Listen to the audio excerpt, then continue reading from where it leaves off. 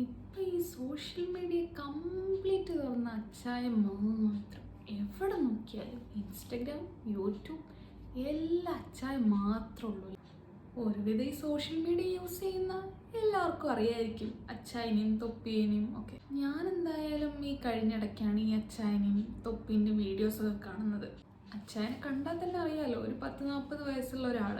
ഈ കഴിഞ്ഞിടയ്ക്കാണ് അച്ചായൻ ഒരു 24 വയസ്സുള്ള പെൺകുട്ടീനെ കല്യാണം കഴിക്കുന്നത്. അതൊക്കെ ഓരോരുത്തരുടെ വ്യക്തി സ്വാതന്ത്ര്യം.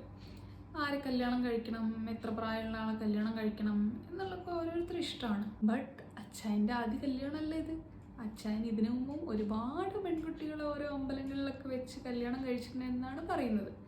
അപ്പോൾ ഒരു വിവാഹ തട്ടിപ്പ് വീരം തന്നെയാണ്.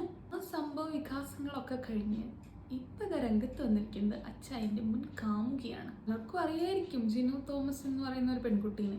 ഈ അച്ചായനും ജിനു തോമസും ഒരു പാർട്ടിയിൽ വെച്ചായിരുന്നു പോലും ആദ്യമായിട്ട് കണ്ടത്. അങ്ങനെ ഒരു ദിവസം അച്ചായൻ ജിനു തോമസിനെ വിളിച്ചിട്ട് എനിക്കൊരു സുഖമില്ലാത്ത അമ്മയുണ്ട്, എനിക്കൊരു ഹോം നേഴ്സിന് ആവശ്യമുണ്ട് എന്നൊക്കെ പറഞ്ഞ് വിളിച്ചു. എന്നിട്ട് ഈ ജിനു തന്നെ നേരിട്ട് അമ്മേനെ നോക്കാൻ വേണ്ടി പോയി. അങ്ങനെ ഈ ജിനു തന്നെ അച്ചായൻ്റെ വീട്ടിൽ പോവുകയും അവിടെ താമസിച്ച് അമ്മേനെ നോക്കിയാണ് ചെയ്തുകൊണ്ടിരുന്നത്. നമ്മൾ ആ പുള്ളിയുടെ ആരോ ആണെന്നുള്ള രീതിയിലുള്ള കോണ്ടാക്റ്റാ പുള്ളി നമ്മുടെ അടുത്ത്. അതായത് നമ്മളെങ്ങനെ ഭരിക്കത്തില്ല, ഇങ്ങനെ അത് ചെയ്യരുത്, പറ്റത്തില്ല, എന്റെ ഫ്രണ്ട്സ് വിളിക്കും, എന്റെ ഫാമിലി അതെന്റെ ഇഷ്ടമല്ലേ, അത് ചേട്ടനോട് പറയണ്ട, വീട്ടിൽ ഇരിക്കുന്ന ചേട്ടന് അതൊന്നും നോക്കേണ്ട കാര്യമില്ലെന്നു. ഇല്ല അങ്ങനെ പറ്റത്തില്ല ഒന്നുമില്ല. ഈ പുള്ളിക്കാരൻ ഫോൺ പിടിച്ച് തറയിലോട്ട് ഒരൊറ്റ അടി, എന്റെ ഫോൺ പൊട്ടിപ്പോയി. അങ്ങനെ ഞാൻ കിടന്ന് ഭയങ്കര കരഞ്ഞു, എനിക്കങ്ങ് വിറച്ചു പോയി. ഞാൻ അവൾ പറഞ്ഞു കേട്ടില്ലേ, അവിടെ പോയിട്ട് ഇവളെ ജിനുവിനെ ഭയങ്കര ഭരിക്കുകയായിരുന്നു എന്ന് അച്ചായൻ. പിന്നെ എന്തുകൊണ്ട് അവിടെ പിടിച്ചു നിന്നു, ഫോൺ എറിഞ്ഞ് പൊട്ടിച്ചു, ഇത്രയൊക്കെ സംഭവം ഉണ്ടായിട്ട് എങ്ങനെയാണ് അവിടെ പിടിച്ചു നിന്നത് ഇത്രയും കാലം? പിന്നെ ഇത്രയൊക്കെ പ്രശ്നങ്ങൾ ഇങ്ങനെയൊക്കെ ഉണ്ടായിട്ട് അവിടെ നിന്ന് ഇറങ്ങി പോന്നാൽ പോരെ, അവിടെ പിടിച്ചു നിൽക്കേണ്ട ആവശ്യമില്ലല്ലോ. മേ ബി അമ്മേനോടുള്ള കമ്മിറ്റ്മെൻറ്റ്സ് കൊണ്ടായിരിക്കും. എന്നാലും നമ്മളെ ലൈഫല്ലേ, നമുക്കൊരു പറ്റാത്തൊരു സ്ഥലത്ത് നമുക്കൊരു ഡിസ്കംഫർട്ടായി തോന്നിയാൽ നമ്മൾ അവിടെ നിന്ന് എത്ര വലിയ സാലറി ഉള്ള ജോലിയാണെങ്കിലും നമ്മൾ ഇറങ്ങണം അവിടെ. ഒരു അമ്മ എന്ന് പറയുമ്പോൾ നമ്മൾ ആ വീട്ടിൽ എപ്പോഴും സേഫ് ആയിരിക്കും. അപ്പോൾ ആ ഒരു ഇതിലാണ് ഞാൻ പോകുന്നതും. അങ്ങനെ പോയി സംസാരിച്ചപ്പോൾ പുള്ളി ഭയങ്കര സ്നേഹം എന്നോടെന്ന് വെച്ചാൽ നല്ല രീതിക്ക് സ്നേഹം, ഒരു മോളെ കാണുന്ന പോലുള്ള കെയറിങ്ങും സ്നേഹവും ഫുഡൊക്കെ നമ്മൾ എടുത്തിങ്ങനെ കഴിച്ചാൽ അവരെ വീട്ടിൽ അങ്ങത്തെ പോലെ തന്നെ ഇരുന്നോണം, അല്ലാതെ നിന്റെ വീടല്ല എന്നുള്ള രീതിയിൽ ഇരിക്കരുതെന്നുള്ള സംസാരവും എല്ലായിരുന്നു. അപ്പം നമുക്ക് ഹാപ്പിയായി.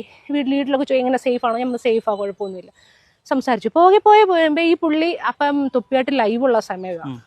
പുള്ളി പോകുന്നു, 12 മണി 1 മണിയാകുമ്പോൾ വരുന്നു. നമ്മൾ നോർമലി ഡോറ് തുറന്നു കൊടുക്കുന്നു, പുള്ളി കയറുന്നു, നമ്മൾ ഈ കാര്യങ്ങളൊക്കെ നോർമലി പോകുന്നു.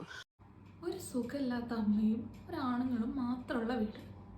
എന്തെങ്കിലും ഒരു സംഭവിച്ചാൽ ആ രക്ഷിക്കാനാ ആ സുഖമില്ലാത്ത അമ്മയും? അങ്ങനെയൊക്കെ പോകാൻ തന്നെ വേണം കുറച്ച് ധൈര്യമൊക്കെ. നമ്മളെല്ലാം സഹിച്ച് അവിടെ തന്നെ കഴിയാമെന്നും പറഞ്ഞാൽ എവിടെയും എഴുതി കൊടുത്തിട്ടൊന്നുമില്ലല്ലോ. എന്തെങ്കിലും നമുക്ക് പറ്റാത്ത കണ്ടാൽ പ്രതികരിക്കുക, അവിടെ നിന്ന് ഇറങ്ങിപ്പോരുക, അതാണല്ലോ ചെയ്യേണ്ടത്. ഇപ്പോഴത്തെ കാലം അങ്ങനെയാണല്ലോ, എന്തൊക്കെയാണ് നമ്മൾ ദിവസം കേൾക്കുന്നത്. എന്തായാലും ഈ അച്ചായൻ അത്ര നിസ്സാരക്കാരനൊന്നും അല്ല. അങ്ങനെയൊക്കെ ഒരു പെൺകുട്ടീനോട് ബിഹേവ് ചെയ്യുമ്പോൾ തന്നെ നമുക്ക് മനസ്സിലാക്കാം ഈ അച്ചായൻ ഒരു ഫ്രോഡാണ് എന്നുള്ള കാര്യം. എന്തെങ്കിലും ഒരു സംഭവം ഉണ്ടായാൽ നമ്മൾ അപ്പം തന്നെ റെസ്പോണ്ട് ചെയ്യും, അപ്പം തന്നെ പ്രതികരിക്കും. അല്ലാണ്ട് ഇത് ഒരുപാട് കാലം കഴിഞ്ഞിട്ടല്ല പ്രതികരിക്കേണ്ടത്. ഈ ജിനുവിന് വേണമെങ്കിൽ അപ്പം തന്നെ പോയി ഇങ്ങനൊരു സംഭവം ഉണ്ടാകുമ്പം തന്നെ കൊണ്ട് കേസ് കൊടുക്കാവുന്നേ ഉള്ളൂ. എന്തുകൊണ്ട് കൊടുത്തില്ല? ഇത്രയും കാലം പിന്നെ അവിടെ കടിച്ചു പിടിച്ച് നിൽക്കേണ്ട ആവശ്യം ഉണ്ടായിരുന്നോ?